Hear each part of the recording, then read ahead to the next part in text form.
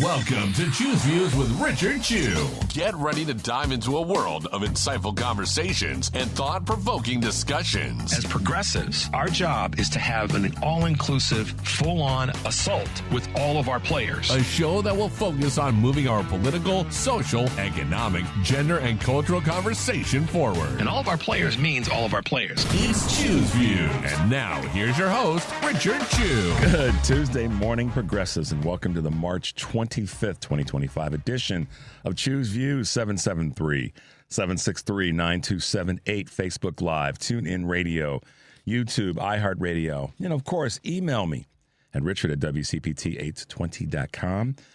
Posted a new item on Substack, and so check out things over there. Catch all of our shows, of course, by subscribing to our WCPT podcast on Apple Podcasts or Spotify. That's where you can get Choose Views, short version and long version, the feature shows, and all the rest. Joan Esposito, live, local, and progressive, driving it home with Patty Vasquez, the big picture with Edwin Eisendrath, Out Chicago, and our other great shows. Make your way over to heartlandsignal.com. And today, live, local, and progressive, Joan Esposito will be joined by presidential rhetoric scholar Dr. John Murphy of the University of Illinois, legal analyst Jill Wine-Banks, and Heartland Signal's Rich Eberwine with three stories you might have missed from our digital newsroom. Live, local, and progressive weekdays 2 to 5 here on WCPT. Progressive Talk, Chicago's Progressive Talk, you guys, for 20 years. And then this evening, driving it home with Patty Vasquez. As always, check her out, 5 to 7 p.m. Tomorrow's show will be joined by our great contributor, Kurt Mullett from Hoosier Blue 63, and Illinois State Representative Edgar Gonzalez Jr. Okay. Devin and I were having a couple of... listen to me. Today, on this show, at 7 o'clock, we will have State Senator Christina Castro be with us, talking about cell phones and legislation there. And then author and professor Dante King will be with us in the 7:30 hour. Dante's been with us before. He's got a few things to say about this sort of wackadoodle conversation around DEI and taking away treasures of national information. You'll see. It'll be interesting. But that being said, oh, mercy. Devin and I were spouting some pretty salty language a moment ago. But I'm going to get to Choose Views news. And then when I finish that, and if we go to the break or whenever, we're going to talk about some of these things that just had Devin and I, we would have gotten in trouble with our parents for the language that we were using this morning before we started. All right, guys. So here we go. Let's bring you up to speed on a few things that are happening in our world in the Choose Views newsroom. Stocks did rally as tariff fears eased a little bit yesterday, driven by optimism that Trump's administration tariff policies will be more targeted and potentially less disruptive than initially expected. Yeah, and I got a boat to sell you. All three major indexes advanced, led by the NASDAQ. One analyst told Bloomberg that any reduction in potential tariff impacts will be an upward catalyst. Yeah, but we've already seen people who've had hits to their various accounts because of this insanity.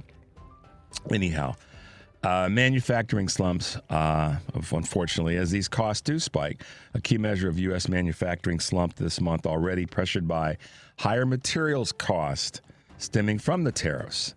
So you see the conflict there. The markets may have a sense that things are going to move in a better direction, but when it gets down to the, sleeves rolled up, elbowed parts of manufacturing, different story. The S&P Global Flash March Factory Index fell almost 3 points to 49.8, a level below 50 signals what? Contraction of that market.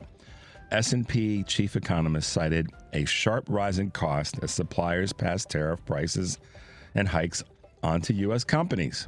Prices are charged to manufacturers, a climb at the fastest pace since February 2023. Making me mad, y'all. Hyundai, somewhere in between, has announced a $20 billion investment in the U.S. manufacturing sector yesterday, including a $5 billion Louisiana steel plant that will employ about 1,300 people, along with Taiwan Semiconductor Manufacturing Company and Japan's SoftBank. The South Korean automaker is one of several international conglomerates to reveal new reshoring efforts at the White House ahead of its April 2nd, almost said April 3rd, tariff deadline. And speaking of tariffs, U.S. is to tariff with Venezuela for oil trade. Trump announced a 25%. What does he say 25%? Why not, 28% or 20%? What's the big deal with this? No, 25%. He can only count. Oh, that's right, because that's what's on his hand. Oh, see, Devin is a genius.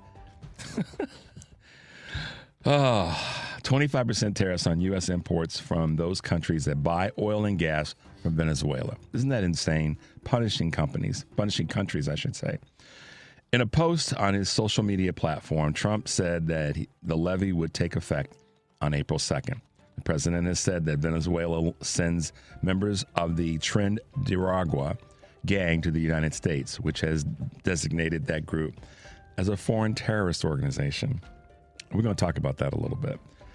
23andMe, unfortunately, files for bankruptcy. Embattled DNA testing company 23andMe has filed for Chapter 11 bankruptcy protection, and its co-founder, Anne Wojcicki, said she has resigned from her position. In a post, Wojcicki said she will remain on the company's board, and she still aims to buy the company's assets. More than 15 million people have given company DNA samples, which could be sold in bankruptcy proceedings. Now, that's not the coolest thing in the world.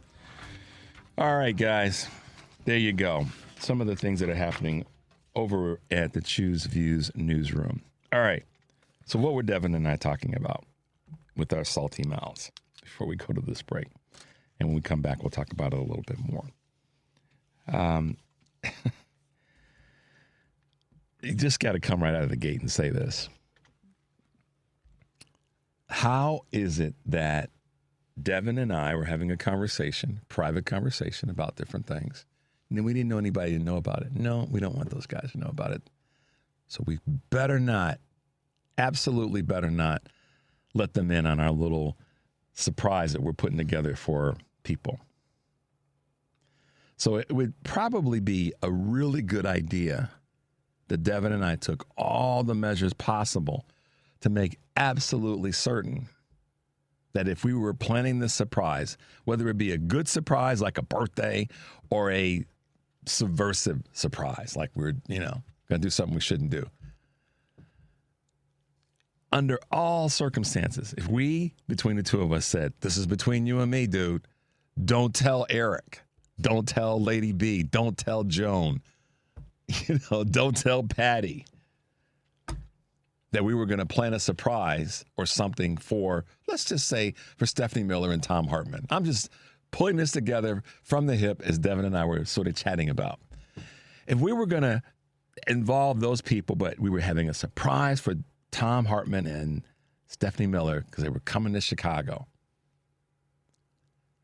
But because we've all texted them and or emailed them, or in some capacity communicated with them, potentially, we don't know.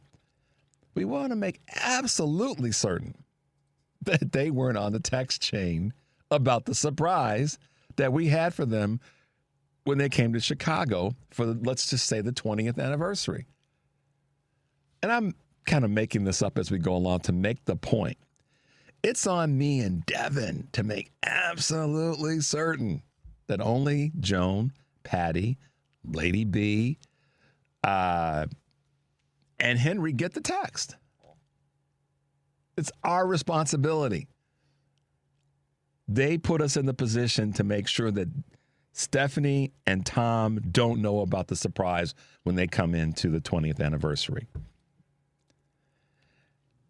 We don't get the luxury of doing anything other than making sure that we don't send it to anybody else. Intentionally or accidentally, it only goes to those people who are the on-air folks and the engineers. Not even management gets a peek at it. It's on me and Devin. So if by chance Stephanie Miller would have call me and say, hey, Chew, man, what's up with this party you're throwing for me and Tom? The surprise on the WCPT anniversary that we're getting some special broadcasting award. What's up with that? I don't want to come up on stage and be embarrassed. And I'm looking at Devin like, what happened, dude? And Devin's looking at me like, well, I don't know. I was busy doing something else. We don't get that luxury. Period. So, you guys know what I'm talking about. And I wanted to make, because we're not privy to all the information, but I wanted to make the point obvious that these are the folks that are supposed to be the smartest, fastest, strongest, bestest people. And we're just talking about a party that Devin and I are planning and a surprise with a tight network of people. And we blew that. And now Stephanie and Tom know they're getting awards. That's on us. We don't get to run and hide and pretend like, oh, well, Devin didn't, open his email properly. And Devin says, well, Richard didn't check his text. That's on us. We don't get to say, well, I don't know how it happened. And so, MAGA, when you run around talking about how we're the best and we're the smartest and, Joe Biden's old and all this garbage, and that the previous defense secretary was a DEI hire because he was a black man, you all can go kick rocks. Plain and simple. Now, I don't need to know all the definitions and who did, but the president's responsibility at that point is to take responsibility and say, we messed up there.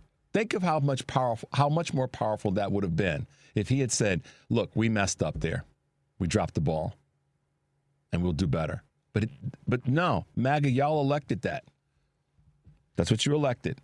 And and now we replaced a career successful man with the drunken sailor. So there it is, y'all. 773-763-9278. This is Choose Views, and we'll be right back.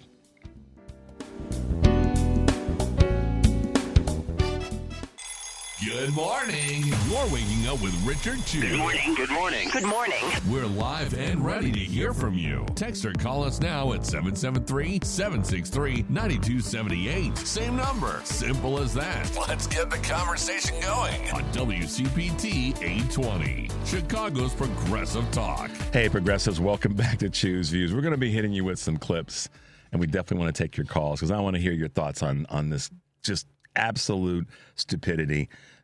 Devin made a good point during the break, and of course, he and I were bouncing salty language again. When President Obama, and it's kind of funny how Devin and I don't talk about this, but we end up syncing it up. When President Obama came in office, you guys remember the conversation, and Devin said it best. Devin, you repeat it. I don't want to screw this up. I'm probably paraphrasing, but President Barack Obama said it took like 3 years. When he first got elected, they gave him a brand new cell phone. It was 3 years before he could even get his old cell phone back. And it just makes you wonder, it's like Pete Hexer's like, did they not give you a new government phone? Did you transfer all your old contacts in there? How do you have more? And I'm saying, here's the thing. JD is not like a super common name. It stands for something else. How many other JDs do you have in your phone? Right. I mean, we're sitting here just like scratching and going, what? But that's who MAGA wanted. That's what they wanted. They wanted this carnage. They wanted this. They said that, oh boy.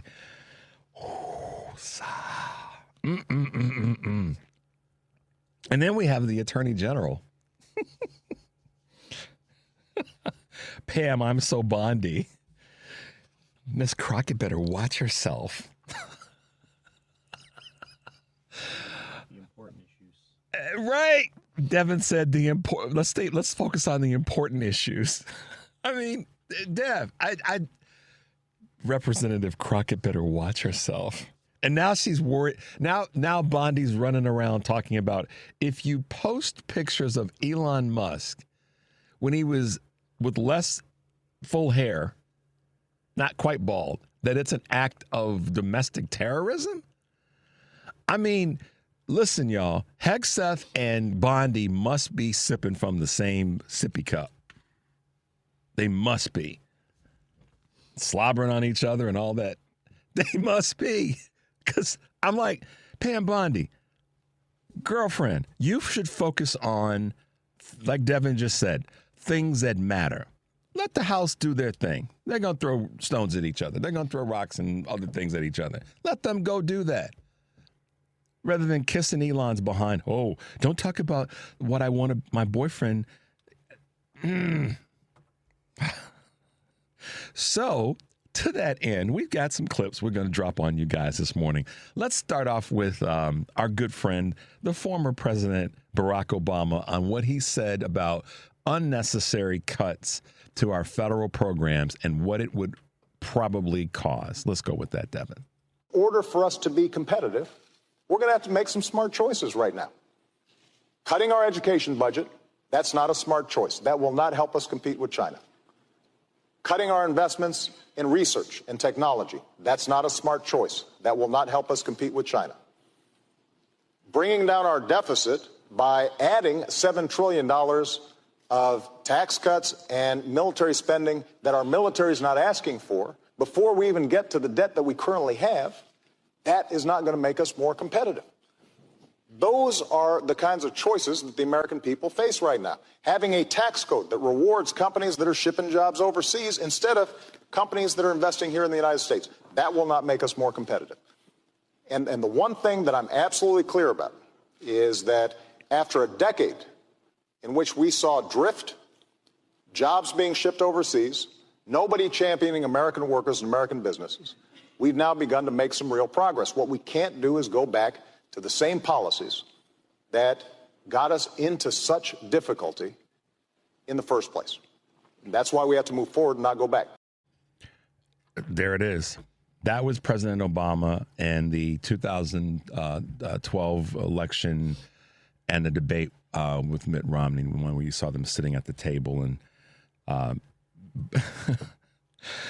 let's go to another Illinoisan who's just speaking truth, y'all. Just telling it like it is, and how we could have elected such tragedies and weak A folks to represent our country. MAGA, this is on y'all. It just is. I know I go after the Dems in certain days because I want us to do better, but MAGA, this is completely on you guys. Let's listen to what another great Illinoisan had to say, and just standing in the void, Governor Pritzker. I talked about agriculture just a minute ago, but I want to focus on veterans just for a second. Let's face it, many of the people in the rural areas of my state, veterans and farmers, voted for Donald Trump, who gave us Elon Musk. And many of those people are now showing up. They were at the Medicaid forum that I held to say, wait a minute, you're taking away my health care. What's happening? The Republican Congressman Darren LaHood, didn't show. He was invited to be there, and he didn't show. And that's what's happening. The Republicans are hiding their heads. They want Elon Musk and Donald Trump to do the dirty work for them when they know that this is the job that Congress is supposed to do. But Republicans don't want anybody to know that they're the ones doing it. They'd like to leave it to the unelected, the wealthiest person in the entire world. That's Elon Musk. Yeah, see, just say it. Say it loud. And Governor Pritzker, I almost said President Pritzker. Governor Pritzker speaking to it.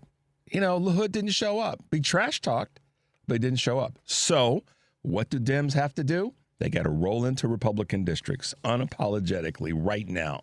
Call every one of your congressmen or women and your senators and say, get your behinds into a Republican district.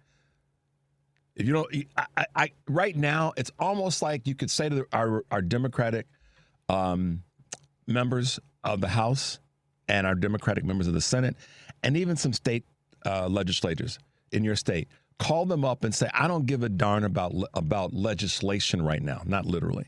What I care about is you going and snatching some of those votes and getting some people off the couch. And to Pam's point yesterday, talking about how voter suppression has impacted not just folks in blue communities, but folks in red ones as well. Call your representatives and say, take your behind to a Republican district and make some noise. If you make the noise, the media will follow. They just will. That's what needs to happen right now. Governor, people can say whatever the hell they want to about my governor, but I got his back. Because he is the voice that is the loudest, that's the most cogent, most pragmatic, and making the most sense in the country, in the Democratic Party. I don't care what anybody else says, and I'm not forsaking anything with Vice President Harris. She's determining where she's going to land next, so give her time. But you name me another Democratic leader right now, and I got much love for another one that we're going to play a clip for in a second before we hit this break. You name me another one that's standing in the void like Governor Pritzker is, and we can have that conversation. But that's what the Dems need to do. They need to be on media outlets every single day. I've been saying this for weeks now. So, to the Bondi one, also known as Pam Bondi, the pretend attorney general who's picking fights with congresswomen. We do have a little clip from what Representative Crockett had to say about Pamsky coming at her. When Pam Bondi, though, says, tread carefully, what does that even mean? Yeah. All it means is that she's attempting to get me to say, oh, I'm going to be scared and I'm just not going to say anything, because they are willing to literally break the law. I mean, that's what we've seen them do. They are ignoring court orders. They are ignoring what our own laws are. When we look at things such as impoundment, things like that, this entire administration is rogue. And this isn't about partisanship. I keep trying to tell people that we are living in the time of good versus evil, right versus wrong. And right now, when we are looking at the black letter of the law and they are deciding, I'm just going to ignore it, then they are wrong. That is clear as day. And right now, they are going after anyone who decides that they will challenge them, whether it's the judges that are sitting on the benches, whether it is lawyers that have decided that they were going to represent their clients to the best of their ability, and most of them won against Trump and his administration. Basically, they are trying to get rid of all voices of dissent. Yeah. And so Pam Bondi decides she wants to pick a fight with a U.S. Congresswoman, which is not, do your job.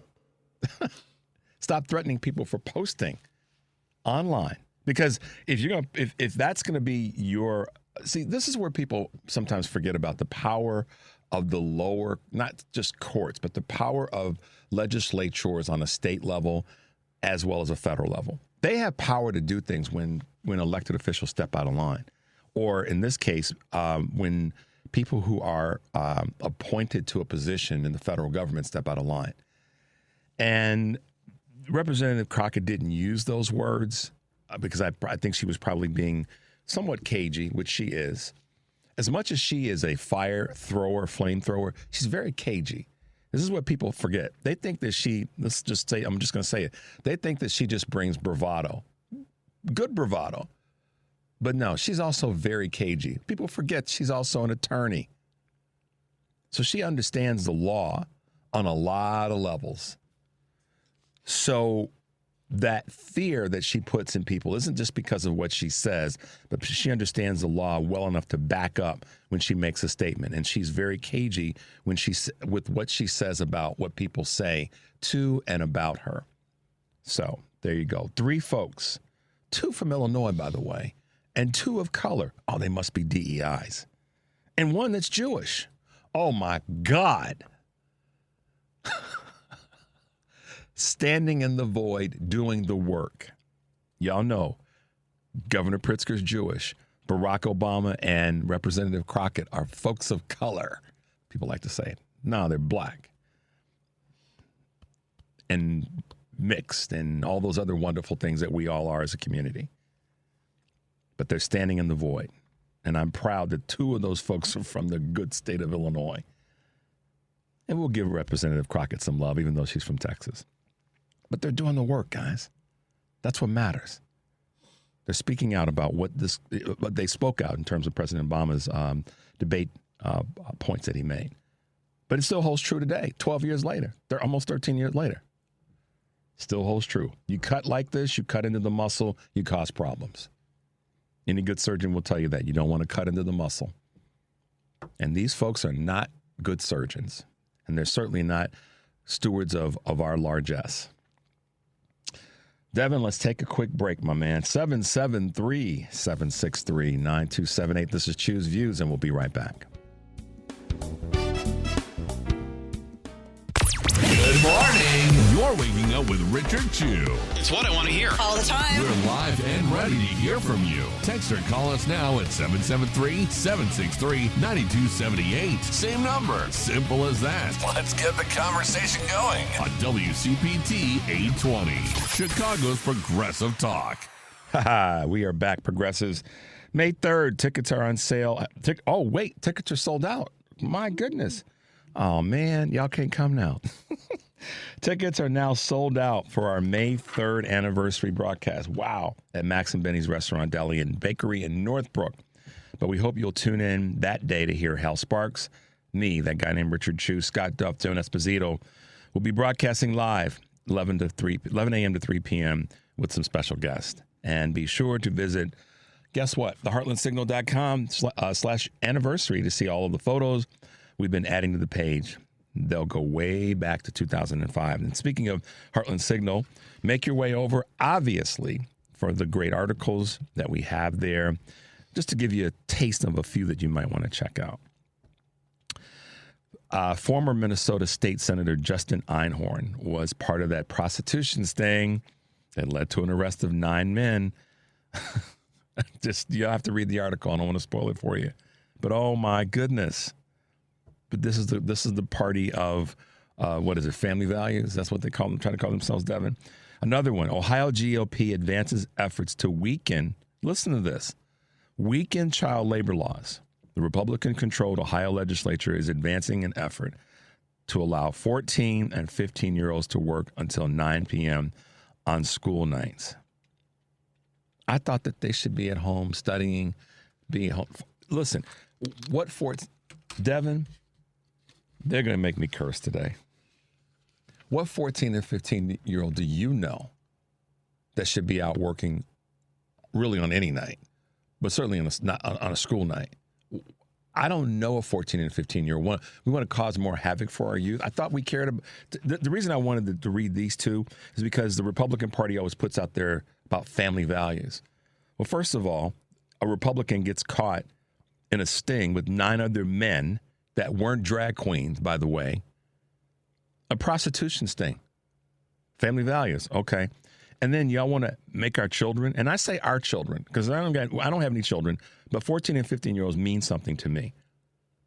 But Ohio wants to make it easier, or frankly, we'll put a different word on it, less restrictive, so that children 14 and 15 years who should be studying, getting some sleep, sitting down talking to mom and dad, or their older siblings or their younger siblings. How about a 14 and 15-year-old at home helping in the overall raising and family processing of their 9 and 10-year-old younger sibling? How about being at home for that, Devin?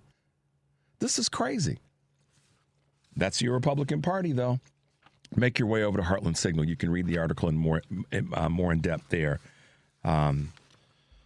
I don't know. Somebody must have spiked my coffee this morning because, it's on Devin because Devin gave me that look. He has this look, guys. That look will get you going.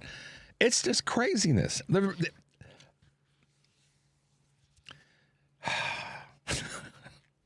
I kind of am laughing at myself because I got another one I want to hit you guys with.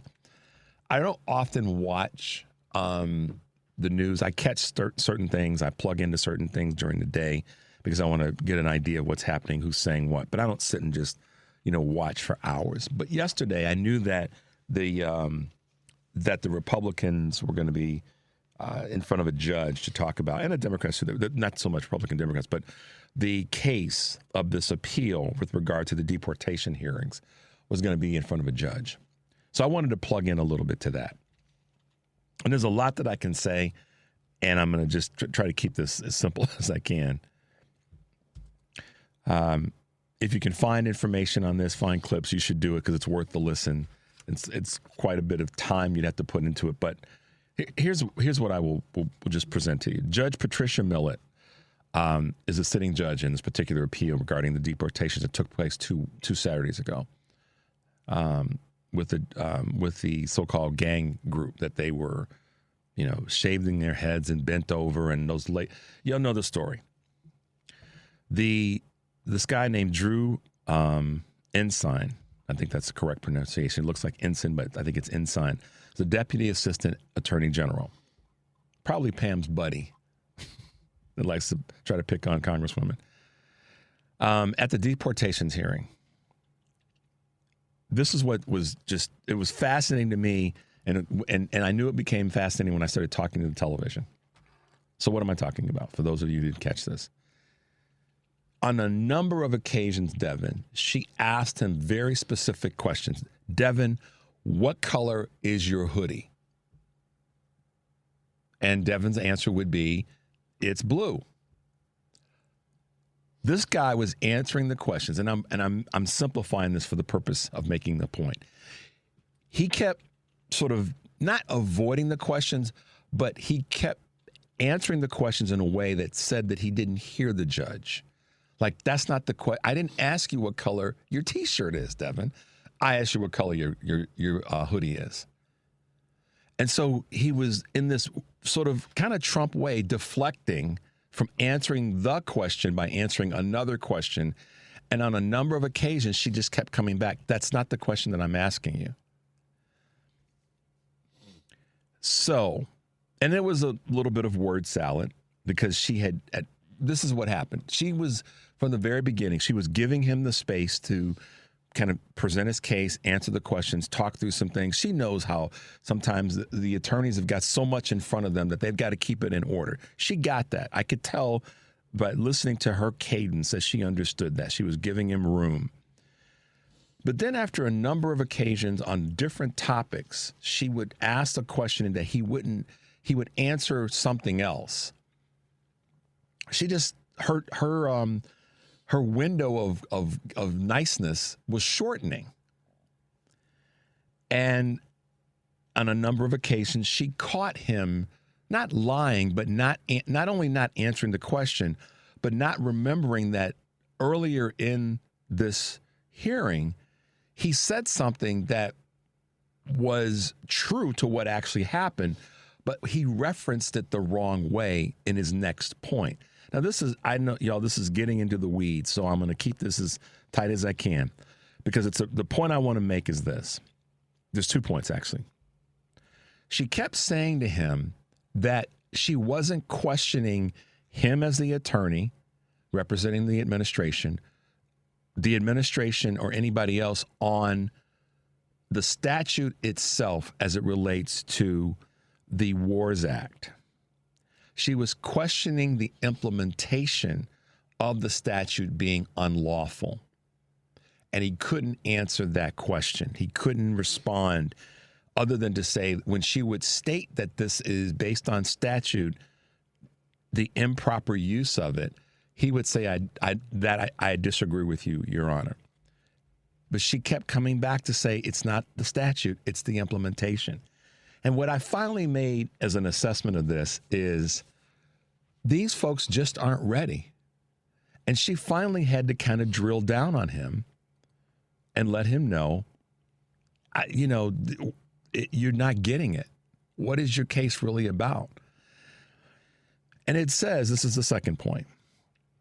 The first point is they weren't ready. The second point is that this is an example of who the administration has with their hands on the levers of power, or not even the levers of power, but just representing what they're doing, which is unlawful. They can't even understand the fact, and these are attorneys that should know that that's all the judge was asking. She wasn't challenging if the statute was lawful, but if the implementation is being properly executed. And it was this tireless merry-go-round of this guy either not being prepared or wanting to make sure that the boss or bosses, in this case Pam and Donald, were happy with him just constantly trying to rebuff the judge, trying to push back and say, I disagree with you. Meanwhile, back at the ranch, the release of this knucklehead, communication with the journalist is out there. So you Trumpers and you maggots, you all own all this carnage and craziness. You really, really do. And the further point I want to make about this in terms of this deportation, this conversation,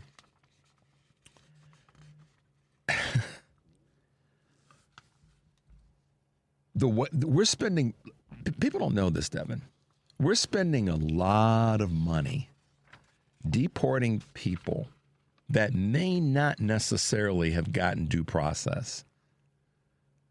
And if the judge, if these are reversed and we have to deal with that, there's a potential for lawsuits. There's a potential for it, which will cost us even more money. And I say potential because I know there's some real legal heads out there that would say no, but there's always a potential.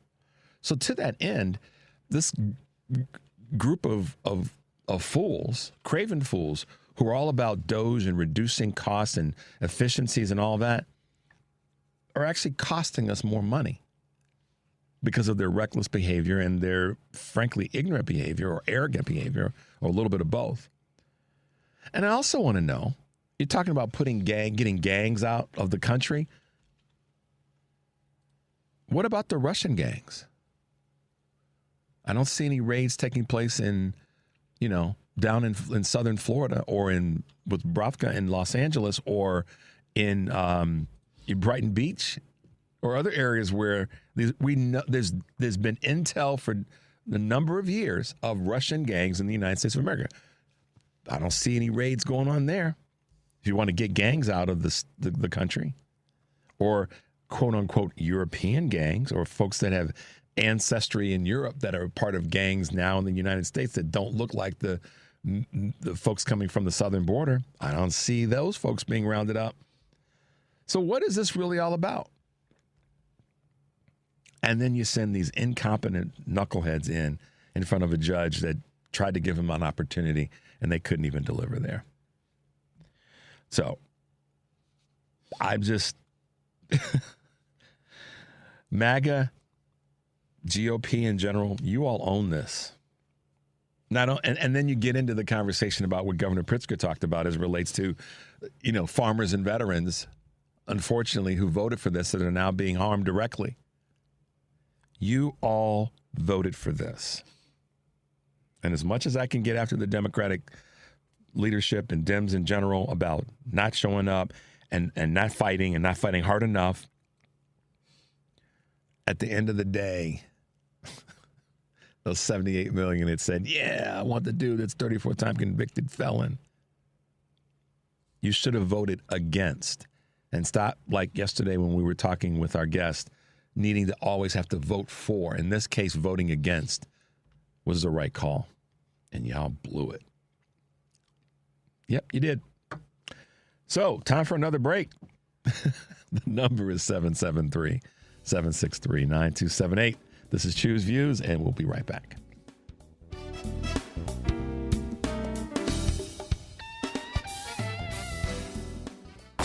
It's Choose Views with Richard Chu on WCPT 820, where facts matter. Hey, progressives, welcome back. I may not be able to get to all your texts. I'm trying to. I got a text that said that the Dems are still supporting illegal immigrant criminals.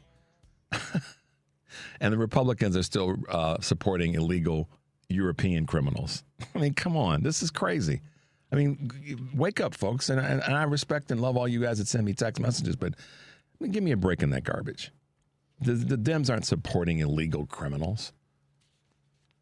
Democrats want to see illegal folks who are not here legally, I'm going to put it that way, of any, group, not here. That's just how the law is. And Mayor Johnson talked about that in terms they're going to do what there's constitutionally, state-wise and U.S. constitutionally required to do when it comes to that. But this other garbage is crazy. So, all right. We talked a little bit about the Muskie one and all that, but I want to come back to something that I don't want to miss as an opportunity to discuss something that has happened in terms of voices and folks being out there and fighting and pushing and doing the work that needs to be done. And you guys heard about, you may have even seen the rally that took place this weekend. And we've got a clip that Devin and I put together that I think would be just a good example of the fighting that needs to happen across the country from all Democrats. This is why I said earlier in the show about Dems, y'all need to get out in the Republican districts and make some noise. And this is a clip from Representative Cesar talking with Jen Psaki.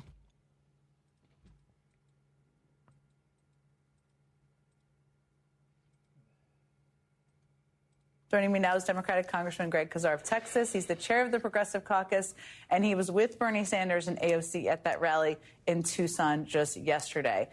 Now, Congressman, I just showed a bunch. I probably butchered some of the numbers there, but the point is tens of thousands of people are showing up at these rallies, which is tremendous. We've seen massive crowds at this Bernie Sanders Fighting the Oligarchy Tour is what it's called, bigger than some of his presidential rallies. You were there. What was it like on the ground? It was really incredible. And Jen, let's be honest, right? Last time we were talking about how immediately following Trump's reelection, we did not see the level of grassroots energy that we saw 8 years ago. But now I think this is the answer. The energy is back. And the most important thing that elected Democrats can be doing right now is supporting this energy and channeling it in the short term to pressure House Republicans to stop doing so much damage to everyday people. In the medium term, it's what can help us take back the House of Representatives. I believe we could do it by big margins. And then in the longer term, to transform the Democratic Party into the kind of party that not only defeats Trump and Musk, but defeats the kind of ideas that created them in the first place. No question about it. And you're right. When we were talking about it, there were kind of, I would call them green shoots of hope out there, right? There were people showing up at town halls and asking questions. And it was like, what is this a sign of? How significant? And this is a whole different thing. I mean, one of the things that motivates, I think, is when Trump and people working in his administration say crazy, insane things like what Howard Lutnick said about Social Security. I mean, it kind of encapsulates, I think, why people are so angry right now. I mean, what did you hear when you heard it? And do you feel like that kind of thing and pointing it out to people could become part of the rallying cry? Look, there were so many people at these rallies who had never come to a political event before in their life. There were people at these rallies who said, you know, I heard Bernie talking about how the billionaires were running the government behind the curtain before. But now you've got goons like Lutnick, billionaires out doing it in public, talking about taking your grandmother's Social Security check. You have Elon Musk, the richest person on earth, bragging on social media every day about taking your money for himself. And so, look, when I got invited to this rally in Tucson, we were supposed to be in the high school gym. And we thought it would be great if we could fill a whole high school gym. The line for that gym wrapped not around the school, didn't wrap around the block. It wrapped around the next block and the next block, and it took over the entire high school football field. So that anger and the energy is there. And what people want to see from Democrats is that we're willing to stand and fight for them. And I think that if we stand and fight, that courage will inspire courage. People can knock doors, organize their workplaces, organize town halls, organize their neighborhoods, and drive this into the huge amount of turnout and popular backlash against oligarchy and big money that we need right now. And I think that message brings together all the segments of the Democratic Party and even brings in those independent and disaffected voters that may disagree with me and some people watching at home on this social issue or that one, but believe fundamentally that working people should have a better shot in the economy and that the billionaires shouldn't be running the government. There you go. That puts it right spot on. That hits the bullseye. And most definitely we may post this on my show page, and you guys can send me an email and I'll get it to you if you want it directly. But the point that I want to come back to, there's two things I want to acknowledge. Received a clip that I didn't get a chance to reference the other day that's relevant to where we are right now, to what Representative just said. I know it sounds boring, but calls and texts and letters matter. Remember when we used those to get MSNBC to remove Ronald McDaniel. So now fast forward to where we are now. That was a year ago. We fast forward to where we are now. Contacting your representatives is our way, our tool to fight with. And I frankly think right now another person that needs to get phone calls and text and the office needs to bug the hell out of him is Howard Lutnick. I'm not even going to give him the name. You know, we know that he's the person that is now in the role of, you know, Secretary of Commerce. But call his office as well, too, and let the people that pick up the phone know. How in the hell can you say that your grandmother, I think he said his grandmother, his 94-year-old grandmother, would not be whining and complaining if her Social Security check doesn't show up on time? Well, we don't care about your grandmother. It's not about your grandmother. That just goes to show the disconnect. And there's a couple things I've been waiting to say about this, and so here we go. First of all, Howard, it's not about your grandmother. It's about the grandmother of someone who's sitting in a rural community or in a metropolitan community that's all they have. They don't have the backboard of you and your billions of dollars that, oh, by the way, Howard Lutnick, and for you guys who don't know who he is or his background, his history, he's one of the executives at the company Cantor Fitzgerald. A little bit of history about that organization. They were the firm that during 9/11, that when the building was attacked, many members were above the floors. Their offices were above the floors where the first plane hit. So many of those folks perished. So to that end, part of the money that the company has made for years was off of pension plans that they managed. And monies that they received from individuals for individual investments, guess where that money came from? And I did a little bit of research. I'm not going to go down the path too far because we don't, one, have the time, and two, I'm not going to, get too far in the weeds on this. Those people were using money from their Social Security payments to make investments, small investments. So how in the hell does Howard Lutnick get away with saying, my grandmother wouldn't be whining, and the ones who are whining are fraudsters? I think the way to deal with Howie is to pick up the phone and call the office of the Secretary of Commerce and say, Howard, your grandmother doesn't matter in this conversation. The grandmothers that matter, the mothers that matter, the disabled children that matter, that are in communities all over this country, that's who you insulted. That's who you insulted, Howard. And either ask him to apologize, step down, or watch his words. Tread carefully, as Pam Bondi would say. We don't need someone like Howard Lutnick, I almost said knucklehead, to be telling people that it's okay to cut Social Security, to tell the country it's okay to cut Social Security because my grandmama wouldn't be upset if her check's late. Well, guess what? She's probably going to call you up and say, hey, Howie, my check's late. I need some money. And you'll wire it to her or have a messenger take it over to her place of residence within the hour. So call his office and let him know to either shut up, step down, or watch his words. Because he was way out of line. And I wanted to say it in my way. Because I understand how a lot of the money that fed the Cantor Fitzgerald system of investments came from people who had very little money. Well, came from pensions being managed for retirement, and came from people who were using some of their Social Security dollars, as so many people do, not just toward that investment, to invest in things. They have some extra money, they're going to put it into an investment.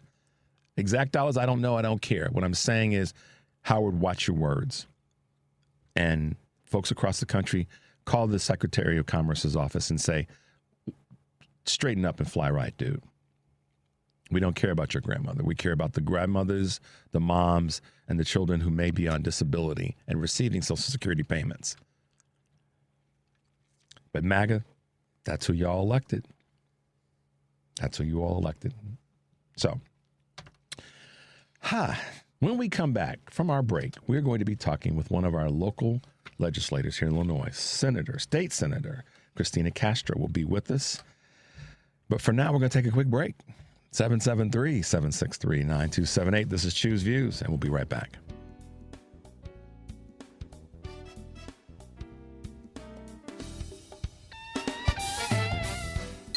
Welcome to Choose Views with Richard Chu.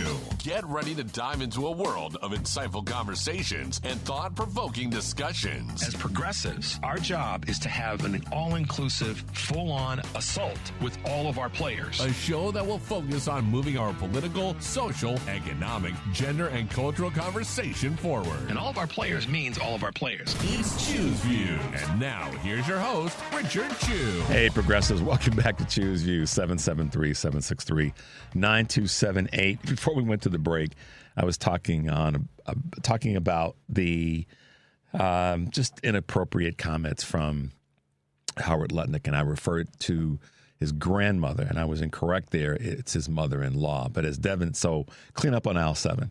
And I'm looking at my notes and saying grandmother, but no, it's like, no, Richard, your notes say you know this. It's his mother-in-law. But that being said, thanks to the folks that sent me text saying, Richard, you mean mother-in-law, and appreciate that. And to that end, though, Devin made the best comment. He said, it doesn't matter. You got that part wrong, but the fact that he's saying that about Social Security, is just it's insane. And it's also inappropriate. It's insulting. It's all these words. Ultimately, at the end of the day, it's showing that. So this is the piece I want y'all to get. You know how so many times you get this criticism about the Democratic Party has forgotten about the middle class, regular class, working class people. Really? The stuff that's been coming out of the Trump administration these last, 55 days or whatever it is a clear example that the Republican Party doesn't give a darn about the middle class, our children in our schools, the statement, the piece earlier about what's happening in Ohio. They're the ones that don't care about the middle class. Y'all got hoodwinked, maggots. You just did. You did not listen. And I got a great text that said this, and I'll get to our wonderful guest who's got something to talk about that's super important about our children. This is a question. This is a text that I received. I believe in my heart that the biggest smile is coming from Kamala Harris. She warned the American people about this clown, Trump, and what he would do. Farmers voted for this clown, knowing darn well that the majority of their workers are illegals. Who is going to work the fields and harvest now? So, in any event, it goes on. But the point is that, I doubt that she's smiling. She's probably in pain about this because it saddens her, I'm sure. But these are the kinds of things that the disconnect is not from exclusively or primarily from the Democratic Party. When someone like Howard Lutnick makes that kind of a statement, and talk about an elite, Devin, I think that would be categorized as the elite. All right, this morning we have with us in the 7 o'clock hour one of those state leaders. She's from the 22nd district, includes a bunch of communities, which she'll tell us about, but has proposed what I think is a really interesting and unique ban in classrooms. And we definitely want to have State Senator Cristina Castro, who's with us this morning, talk about her illustrious career, but also this most recent bit of legislation that you proposed here in the state of Illinois. Madam State Senator, welcome to Choose Views. Thank you, Richard. Wow, that was a great introduction. I appreciate that. You deserve it because you've been putting in the work. I said this earlier. Our folks here, our legislators here in Illinois, our governor, our lieutenant governor, our AG, our comptroller, all of you guys are putting in the work. I've said this so many times, Madam Senator, y'all don't have to get along and agree on everything, but we know you're leaning in to get things done. And that is what I can speak to and support and be one of your big advocates, because I believe in you guys, and I'm going to be critical, but I'm also going to be the guy that's complimentary and there to help you get the job done. So we appreciate what you're doing, and that's why I wanted to give you that intro, because you are getting the work done. Take a moment, Madam Senator, and tell us a little bit about, your ascent to being a state legislator here in Illinois. Well, I'm starting my 8th year. I was first elected in 2016, sworn in 2017. I kind of joke, my background, I served 8 years on the Kane County Board, so I have a little local government experience. But when I ran for the state Senate, it was an open seat. I always say I was not the one everybody wanted, but I might have been a little bit out fundraised, but I wasn't outworked, and I won my primary then with 67% of the vote. And a lot of it is a lot of what you're talking about, Richard, knowing the district, knowing, what our middle and working class folks need and wanted representation in Springfield. If you remember, there was a gentleman by the name of Bruce Rauner who was decimating Springfield. And when I ran, I felt I could bring something different in perspective, and proud to have continued to serve the great cities of Elgin, Carpentersville, Hoffman Estates, Hannibal Park, Streamland, and a portion of Schaumburg. And I have had the honor of them sending me back each of those times that I've been up for election. So I have worked on many issues, everything from making sure we have passed the most equitable Clean Energy Jobs Act, worked on that, introduced the original version of it, have passed many laws protecting women, workers, making sure there's funding for training and development, help small businesses, defend and continue to increase the role of our community colleges, just to name a few. But I have taken my own life experiences and have applied them in everything I do down in Springfield and given them that look. And I think that's what people want, right? They want you to represent them, to hear them, and to hear even when you don't agree, because sometimes it's okay not to agree, right? Because they might give you a perspective you didn't think about there it is. In legislation, right? Madam Senator, and I appreciate you saying it that way. I have kind of built, I guess, a little bit of a reputation of saying, listen, I'm going to ask tough questions, but it's not about tough questions. It's about, we know that we, as family, we don't always agree. That's where the good stuff is when you kind of disagree and say, okay, but we still see the same end. We want to finish the finish. We want to get across the finish line. And sometimes our approach may be a little bit askew, but doggone it, if we're working, fighting for that good end, then we're all going to benefit. And one of the things, and I do remember, this is one of the things that is kind of a little bit of a laugh, Madam Senator. You've always been one that's been fighting for working families and really never afraid to ask tough questions of your colleagues on your side of the aisle, but most definitely those across the aisle. And that's one of the things that has become part of your reputation is you're not afraid to ask the tough questions because you're not afraid to get into the fight for your district specifically, but for the city, for the greater state of Illinois. And that's seems to be where you are these days. So kudos to you in that space. No, thank you. I appreciate it. And I continue to fight. And, our friends on the right, sometimes people want to make them as the big bad wolf, but many of them are people, right? They represent districts, and sometimes they do bring a perspective you might not have thought about. And I think that is what we need. I think our people expect us to defend them, but also to not do the job, right? And so I think that is one of the things that I pride myself is I'm not afraid to reach across the aisle and have conversations. And hey, it's okay to agree to disagree. Yeah. I think we have forgotten that too. Yeah, and that's part. I think sometimes that has gone too far. But at the same time, it's not just disagreeing. It's like, okay, let's try to keep our eye on the prize, which is to get us to where the end is.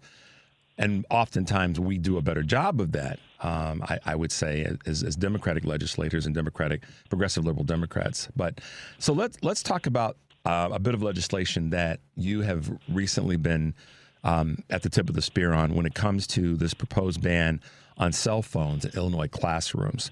Walk us through that a little bit. What brought you to the point that you felt this was legislation that needs to hit the desk of the governor, and what some of the work you've put in to get it to that point? I know it's got to get through the Senate still, but so go ahead. Oh, yeah, sure. So it's Senate Bill 2427 for those that are following.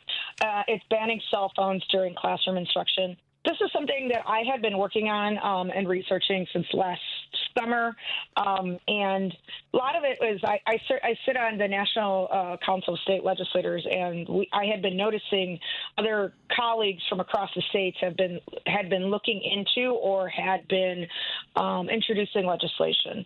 And I look at it, and the other thing is, too, the governor saw that I was working on it, and he obviously was very passionate about it, so we are working this bill together. I'm sure you've heard him talk about it as well. Yeah. But every student in Illinois deserves a quality education, right?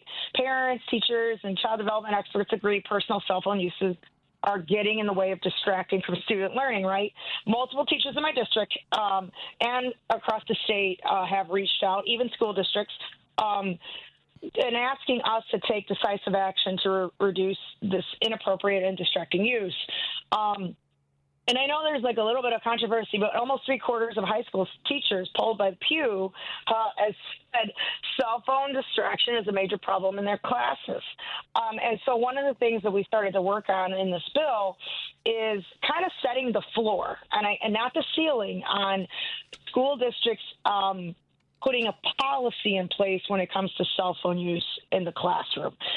Again, it allows local school districts to implement this policy. Right now, the state it wasn't a mandatory requirement. The reason we did that is we have some school districts right now that have their own policy, and we didn't want to upend many of their successful policies. So we pretty much set the floor. You probably heard during the committee hearing, the superintendent for Prairie Area School Districts talk about the effectiveness of using pouches. Right. You don't have to use pouches. You can find different ways to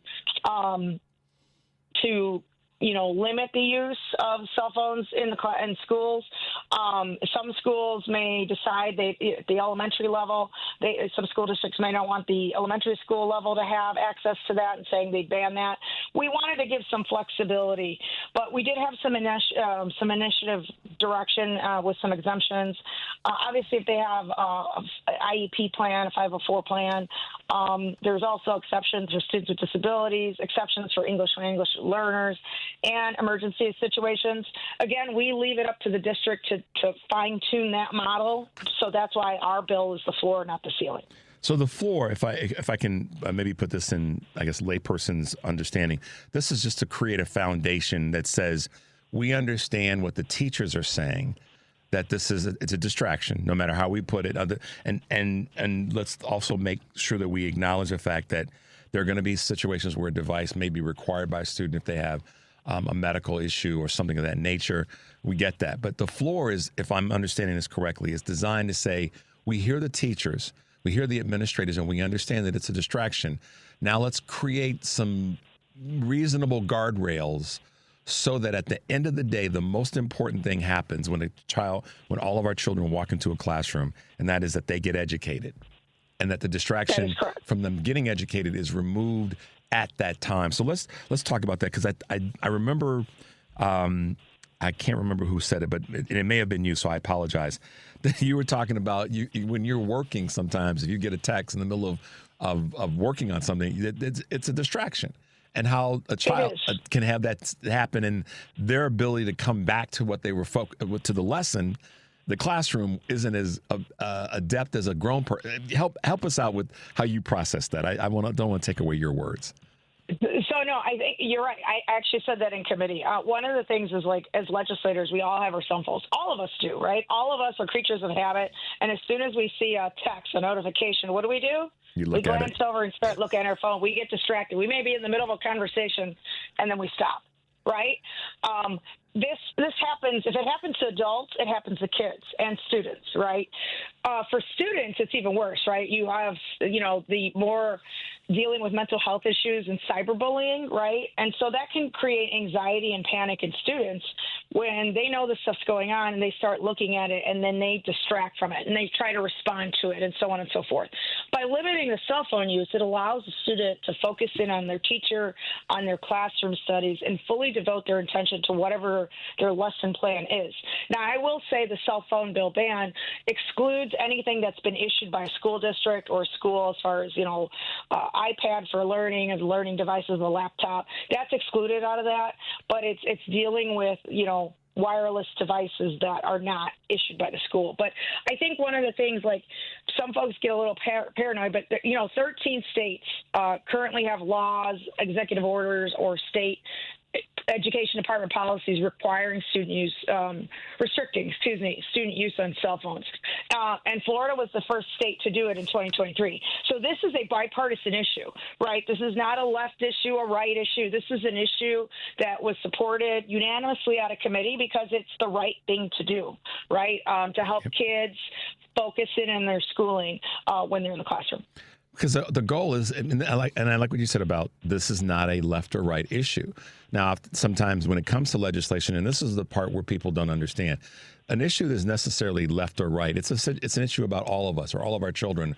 Our air quality is an issue that's not a left or right issue because you and I could be standing next to three people that are Republicans and we're breathing the same air. So how could that be a left or right issue? It's how it's managed and how it's presented as legislation, and then what we do to fix it or make it better. And that's why this issue, to your point, and into the governor's, is not a left-right. It's a issue about our children. And the more we focus on bringing greater success to every child in the United States, and specifically here in Illinois when it comes to learning, we all win. So this is a little bit of an askewed question, I guess you could say. With the Trump administration leaning in hard about getting rid of the Department of Education, how do things like that, when you look at legislation that's about our children and education, how does that impact you? I think when you look at, we obviously are seeing what's going on in Washington, and we're, as a state, I know the governor, the attorney general, and myself, my colleagues in the General Assembly are preparing for the worst, right? And so I think one of the things that we will do, I think when it comes to this policy, it is, like I said, the floor. It is something most school districts either have partially done, but I think it's one of the things that's very important, right? Because, look, everything, again, social media, right? As those things happen real time, they distract. And our students need to know and be able to focus on their education. Let the adults try to worry about what's going on in the world today and not get anxiety over it, right? Because many students will probably have anxieties like, is my math crap going to end? Am I going to be able to go to school? We don't want them to worry about that. That's what the adults should worry about. That's what us leaders in the General Assembly should be focusing on. And I know Governor Pritzker and his team have been watching this very carefully. So have we, right? I say we take it a step at a time. I know the executive order just got signed. I'm assuming right now his people, the Attorney General, and our folks are like diving into what does that mean for Illinois. I just want folks in the state to realize you have a great team of people that you have elected who are ready to fight and also protect our students and their students' educational success, no matter what's sent from Washington. And kudos to you for reminding folks of that. They want to hear it. They want to see the results. What's next? And when I say what's next, in two pieces, Madam Senator. The first one is what's next with regard to this legislation, one, and two, what's next for you? You are always busy. You always got sleeves rolled up and elbows deep in making things better for your district and the state. So help us with those two things. So I think the first thing I would say as far as the bill passed out of committee unanimously. So it'll probably pass the chamber when we return, either the first week of April or the second. So I look forward to passing this bill and handing it off to my good colleague, Representative Michelle Messman in the House, who's been working and negotiating the bill with me. As far as me, I always am open to helping and serving the Democratic Party, but I'm also happy and enjoying my tenure as the state senator from the 22nd District and continue to serve my constituents and the state of Illinois. So, look, we are at the beginning of sort of the beginning of session. We will start talking about the budget. Those conversations are ongoing, and obviously start moving monumental pieces of legislation till we end session at the end of May. But obviously I'm the chair of the Senate's Executive Committee, where we will hear a lot of these pieces of legislation, and I look forward to many of the discussions and negotiations in regards to that. So that's fantastic. Stay tuned. I love that phrase. How can folks find you, get a hold of you, volunteer, whatever it takes to be a supporter of the hard work that you're putting in? My legislative office, you can always look us up on senatorchristinacastro.com. And you can always reach my office. My chief of staff is always ready. If you go to what we call ILGA, which is the government site where you can follow bills, you can click on members and you will get all our contact information. You'll get a hold of our Springfield office that way, and that's ilga.gov. You can find us on there as well, and you can always reach out, phone call, email, however you need to. But I will tell folks on this listening in today, it is important to engage with all your legislators, not just me, especially on something that matters to you. As you saw, we have several thousand bills that have been introduced, and it is always nice to hear from our constituents on what issues are important to them or not, right? Which ones they oppose. So they should reach out to their legislators, even if they're in a red district or a blue district and they don't necessarily agree. They should always reach out to their legislators and let them know where they're at. It came right from you. So sometimes I don't think they believe me when I say that to our listeners all over the country. Reach out, get involved. So State Senator Cristina Castro, representing the 22nd District here in Illinois and getting the work done. Thank you for being with us this morning, Madam Senator. We appreciate you taking the time. Have a great rest of the week, and, we'll have you back soon, okay? Yep. Thanks, Richard. Have a great day. Yep, you too. Bye now. There it is, guys. She said it.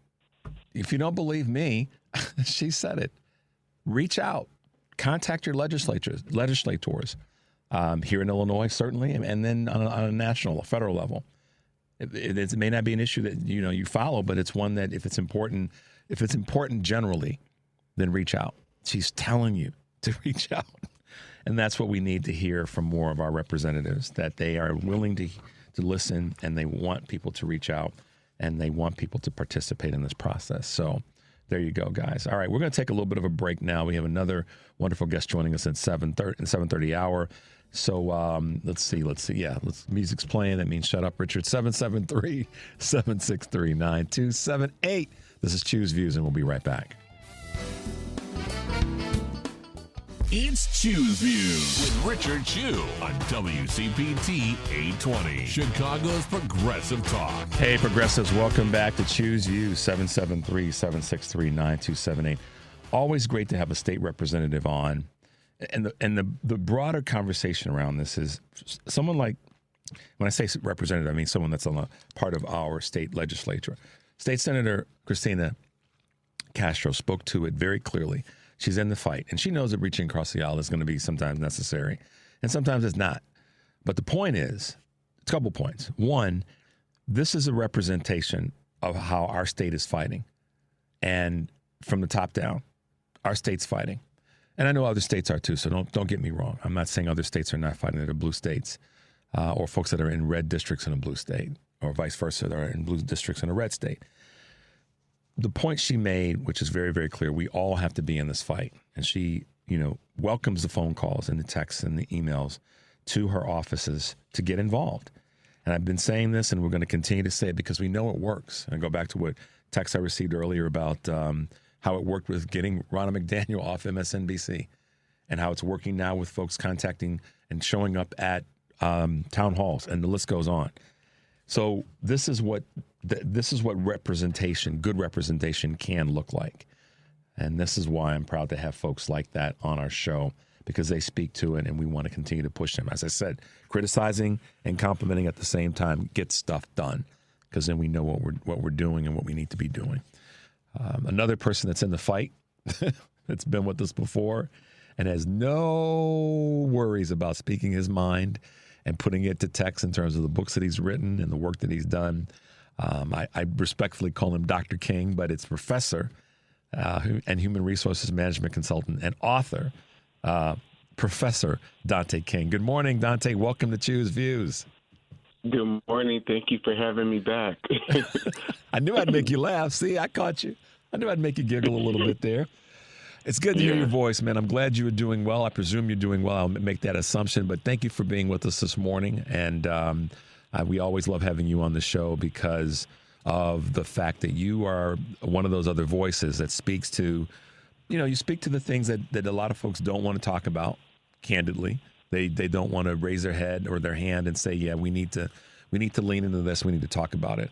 And you have done that for a great part of your professional career, as we talked about in the past.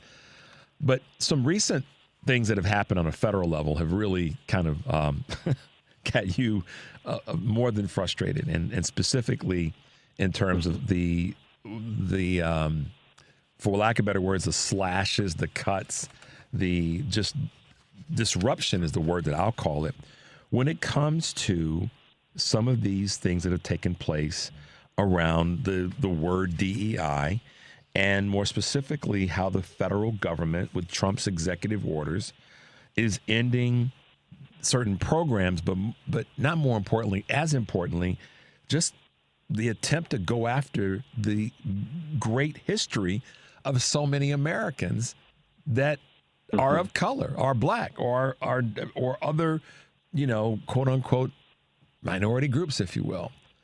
So let's talk about that. Let's dig into this. I mean, we can start off with Jackie Robinson. I mean, let's just be honest.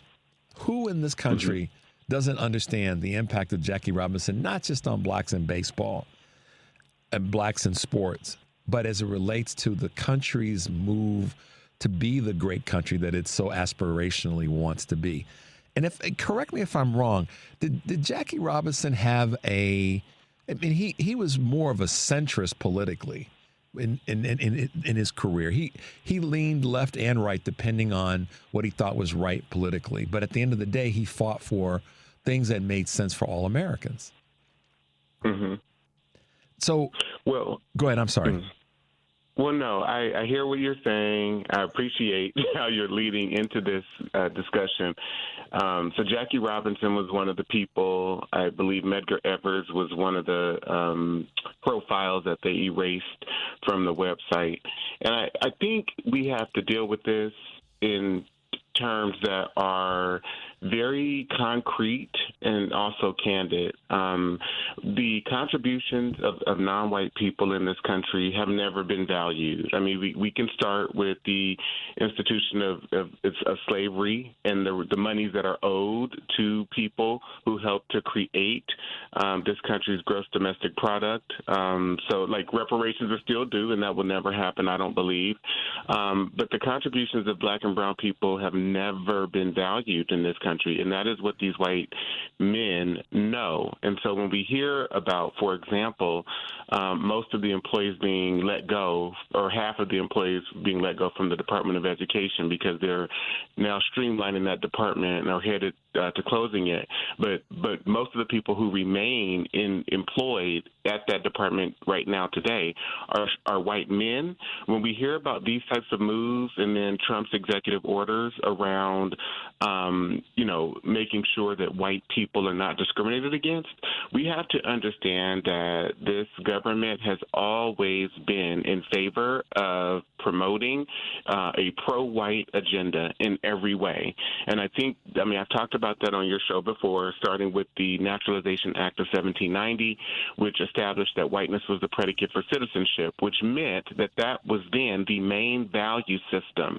So race is the main value system. And I think white people know it. As I talk about in my newest book, Diagnosing Whiteness and Anti-Blackness, white people are obsessed with race. And so in thinking about this in terms of my sister, Dr. Caretha Mitchell, she has a framework around know your place aggression. And the way that she defines it is the flexible, dynamic array of forces that answer the achievements of marginalized groups such that their success brings aggression as often as praise. Any progress by those who are not straight, white, and male is answered by a backlash of violence, both literal and symbolic, both physical and discursive, that essentially says you you know your place, or you should know your place. And so that is what is happening in this current moment. There are moments prior to this moment where this has happened before, during and through Reconstruction, during and through the 1920s, 30s, 40s, 50s, 60s. There's a moment of white backlash, and they use both local and state, federal policy to target non-white people. And that's what's happening in this moment as well. One of the things and thank you for that, Dante, whether it be Jackie Robinson, the Navajo Code Talkers, the Harlem Hellfighters, Tuskegee Airmen, this just reckless, and maybe it's not even reckless, but the reason I say it's reckless is because, taking away information on Jackie Robinson from the website, but then putting it back to me is reckless, because if that's what you're committed to, then do it and stick to it. But they don't. They just showed their weakness. They blinked because they know it was wrong and they know it was racist. Mm-hmm. But that's why I say reckless. But you would probably say, Richard, it's planned, it's strategic, it's part of the dynamic, and I would agree with you. Yeah. So I'm with you in saying that it's both. It's reckless, but it's also strategic. It's planned. It's part of what's in the sauce, and it has been. And sometimes, Dante, people will say this, and I've corrected folks. When the phrase has been used, you guys are using the race card. Why is everything got to be about race? Well, it's because we didn't. Black folks and other folks of color haven't made this about race. Any of the conversations that are going on right now, to your point, is the obsession that candidly, a large part of white America, even some that are calling themselves progressives or that have leaned in that direction of progressive liberal Democrats, don't understand how race has impacted their view and perception of the world that they live in. I mean, I know that you've got your observation, and one that's written on that, and then in your latest work that's come out speaks to that. Let's dig into that a little bit. Well, we didn't racialize this country. Non-white people did not racialize this country. White people have racialized this country and have decided that it is a legitimate factor or criteria by which we should recognize people, and have embedded it into every facet of this society. Every legal piece of documentation that we have has a category for race, and that has not been determined by non-white people. That's been determined by white people. And so we have to then deal with this idea that these human beings who really, when you look at, for example, Dr. Frances Cress Welsing's work, she was a psychiatrist and a medical doctor, and she talks about this delusion that white people function within by associating themselves or attaching themselves to a color concept based on the reality that they cannot produce skin pigmentation, that they indeed are not white. But when you look at that need to attach themselves to a color concept because of what whiteness represented in European culture, we have to then understand that we are dealing with people who are delusional, who do not believe that people who can produce pigmentation in their skin don't deserve anything, or that they are less than them. But so in essence, we're not dealing with people who are white. We're dealing with people who are suffering from a delusion because they have attached themselves to a color concept that does not really exist, but it's the way that they have chosen to separate themselves from other people. And so we then have to deal with what she describes as a behavioral system, which is white supremacy, which is a compensation of the reality of them knowing that they are genetically recessive, and this hyper-focus of not being replaced by other people, by not being outdone by people who have the ability to produce skin pigmentation. And Dr. Alvin Toussaint, who was also a psychiatrist, who died recently. He was a psychiatrist who worked at Harvard. But he describes a sort of white malignant narcissism as like this extreme arrogance and self-centeredness, the disregarding of feelings and the needs of others. He describes it as manipulative, and that it uses and exploits others for personal gain or pleasure, possesses an extreme need for power, exacts revenge against others upon critique, fantasizes about ways to gain more power or dominance over others, lacks conscience, regret, or remorse for actions and behaviors, delights in acts of cruelty and pain of others. And so we're dealing with people who are functioning based on an orientation of inhumanity. And that is what this is about. And listen, guys who are listening anywhere in the country, following where you are. We're talking with Professor Dante King. I've had some people that just tuned in and asked me online, please mention his name again. So it's Dante King, Dante King. Yes, please go to my website at DanteKing.com. No, we definitely will get to that. But I want to come back to this as it relates to where we are currently with deportation. A lot of people, and listen, I take it all on.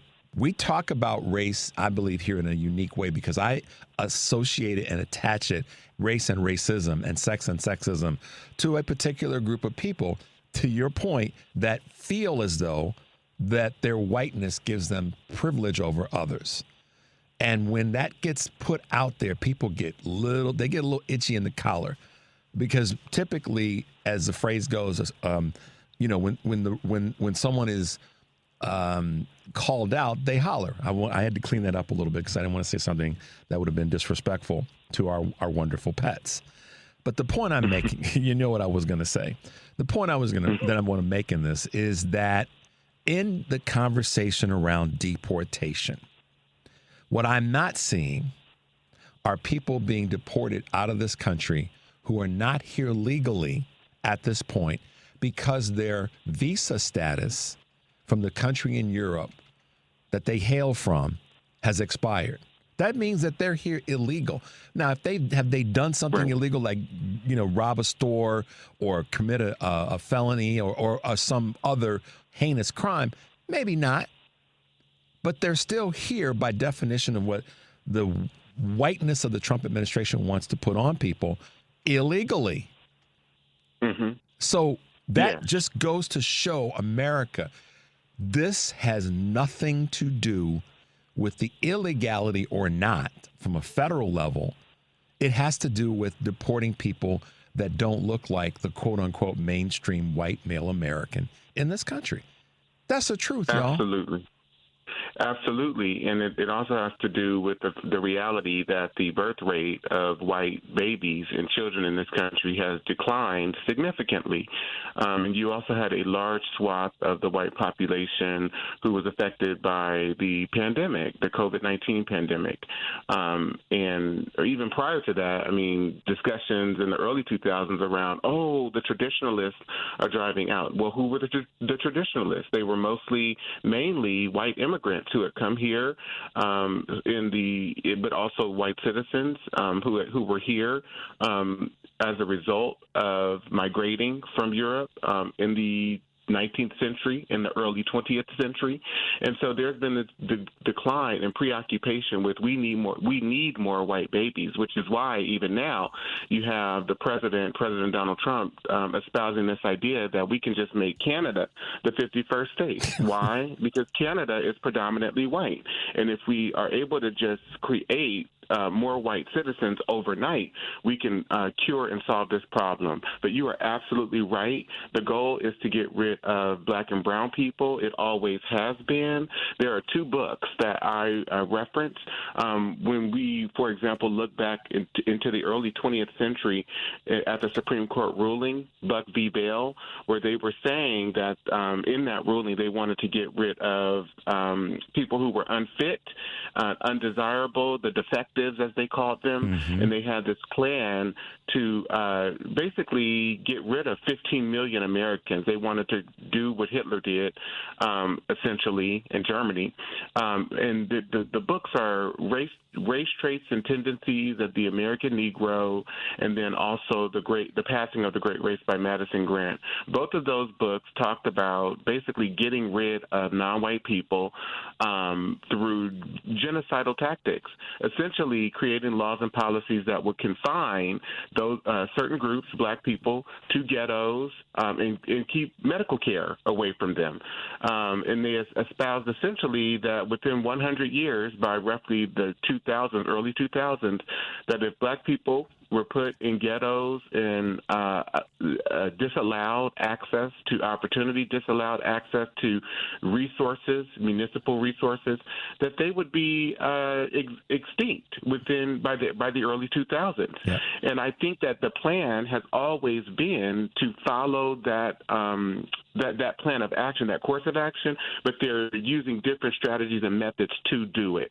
And so what we see right now happening with deportation is an attempt to ensure that they can slow down the browning of this country, and they want to get rid of the people whose humanity they do not value. And that has always been the case, dating back to the bills that began to appear in Congress in the early 1800s, where they wanted to send blacks back to Africa. And I think people should research the Back to Africa movement to understand the history behind this. One of the things, and thank you for that, Dante. I've said this to so many wonderful guests like you. I stopped taking notes and just listen because of what the professor is saying. Here's the other part. Let's come back to something that might seem very in the weeds, and we're gonna kind of move our direction in wrapping up this segment because I love having you on every few weeks. The birth rate conversation. You guys have to understand why this is so integrated into the conversation around DEI. Let me give this a really quick explanation. I know that the professor can tie this one up for me. The birth rate in America of to statistically white babies, if you will, has declined, and they can go back and put a date on it almost, and that's from looking at the new legislation that came in with the woman's right to vote and then affirmative action in the 70s, which meant that the highest benefactor of those bits of legislation were white women. The birth rate went down because at that point, more white women were in the workplace and voting. So proportionate to that, then comes this pushback from white men in America that said, oh no, we can't have that because our biggest competitor isn't black folks or other folks of color, it's white women. And then you see this explosion of success and successful white women in the workplace, which should be the case for all women. But DEI and affirmative action, as many white voters voted for this current administration to get rid of people of color, in actuality, it's now come back to harm the people that you didn't want to get harmed, which are the ones that look like you in the mirror. And that's the crazy sort of, wow, did you really mess around and have you really messed around and found out what you're actually doing? Because taking away benefits like Social Security, Medicare, Medicaid, the public education, Department of Education, and the list goes on, is hurting the group of people who thought it was going to hurt other folks. Am I right or wrong? Sure. I agree with that assessment wholeheartedly. I also want to call into here that, before I think it was 1974, there's like a bill, the Fair Credit Reporting Act. One of these bills, white women and other women could not get credit on their own. Yep. They had to have the signature of their husbands. And so I think prior to that, them being able to gain assets or acquire more assets in terms of going out and getting loans for property, credit cards, things of that sort, and gaining that type of independence, and also being able to major in certain areas of focus that they weren't able to major before when it came to like college, their college experiences. All of these things contributed to this degree of independence that we see happening with women in the 1970s, the 1980s, 1990s, et cetera. And you're right. Women do not feel as inclined to be married or partnered anymore, and most of them begin to focus on their careers. And so as they should, and should be allowed without obstruction from us guys. Sorry, Dante. Yes. Go ahead. Sorry. And they're not required anymore or don't feel the need to remain in either emotionally or physically abusive relationships. And so you see a lot of, the divorce rate, increasing, and all of these variables occurring, which affect then the reproductive activity of these women. And so what do white men do? We're now in 2025, and we have laws in states where these state legislatures have passed bills that say that women have to carry to term the babies of their rapists, and or if they are, victims of incest or anything, if they're young girls, they still have to carry these babies. They still are being forced to have these children. And we saw this before when we look at the history of white men raping black women and forcing black women to reproduce with their rapists, whether it was black men that they were grooming to rape these women during the period of slavery in this country, or they themselves were raping these women. They were requiring these women to carry to term the babies of their rapists. And we're right back at square one. I think this country and the people who run it need to take a real good look at themselves in terms of a lack of a moral and humane conscience. It's just not there.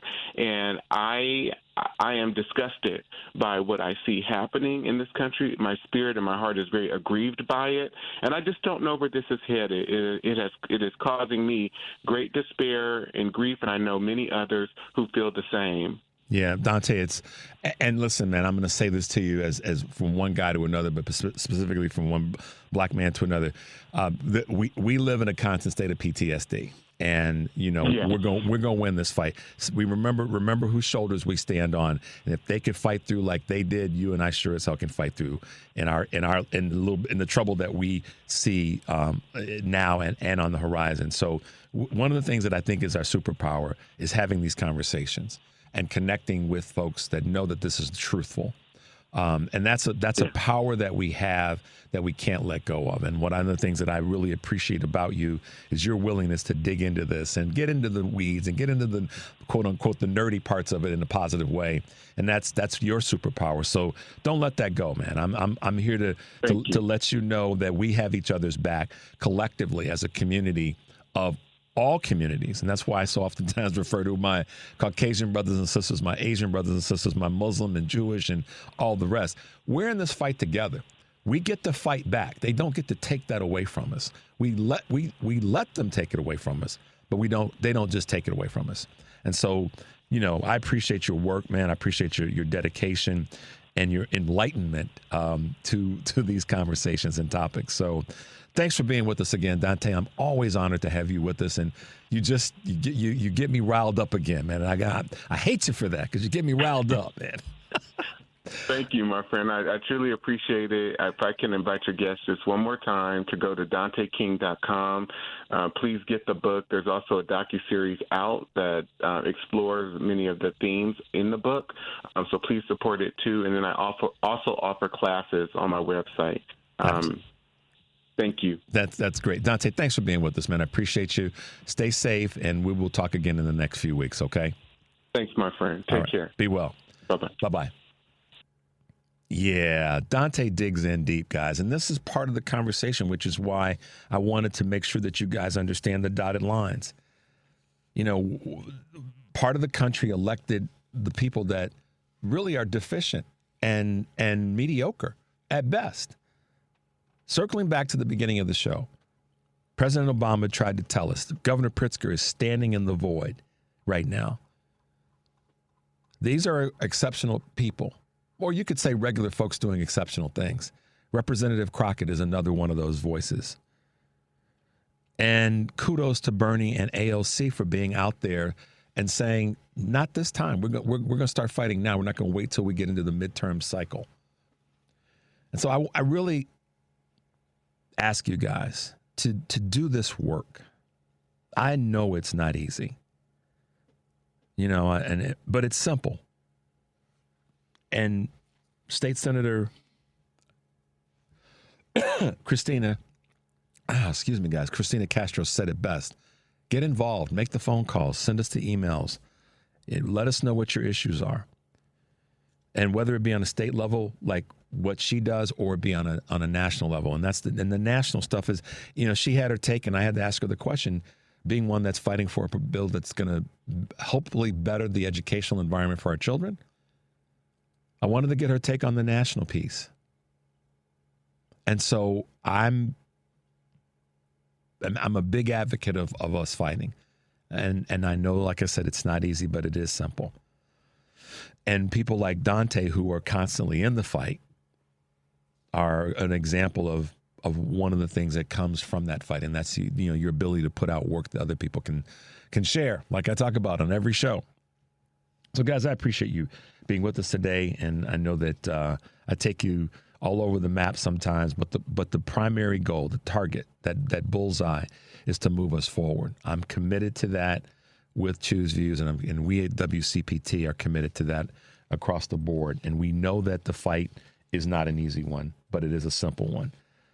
So just trust us in that space and get involved and stay involved if you already are, and find some more people to pull into the fight with you, because we don't have to do it alone. We do get the blessing is we get to do it together.